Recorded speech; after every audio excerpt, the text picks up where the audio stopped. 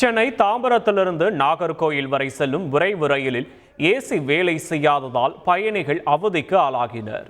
நாகர்கோவில் விரைவு ரயில் இரவு தாம்பரத்திலிருந்து புறப்படும் போதே முன்பதிவு செய்த B1 ரயில் பெட்டியில் ஏசி வேலை செய்யவில்லை என கூறப்படுகிறது. இதுகுறித்து தாம்பரம் ரயில் நிலையத்தில் பயணிகள் அதிகாரிகளிடம் கேட்டுள்ளனர். அப்போது செங்கல்பட்டு ரயில் நிலையத்திற்கு ரயில் செல்வதற்குள் ஏசி சரி செய்யப்படும் என அதிகாரிகள் கூறியுள்ளனர். ஆனால் செங்கல்பட்டு ரயில் நிலையத்திற்கு வந்த பிறகும் ஏசி பழுதை சரி செய்யாததால் ஆத்திரமடைந்த பயணிகள் அபாய சங்கிலியை இழுத்து ரயிலை நிறுத்தினர். ரயில்வே அதிகாரிகளுடன் கடும் வாக்குவாதத்தில் ஈடுபட்டனர். இதனையடுத்து ரயில் செங்கல்பட்டு ரயில் நிலையத்தில் நிறுத்தி வைக்கப்பட்டு தற்காலிகமாக ஏசியின் பழுதை நீக்கிய பின் 40 நிமிடங்கள் காலதாமதமாக புறப்பட்டு சென்றது.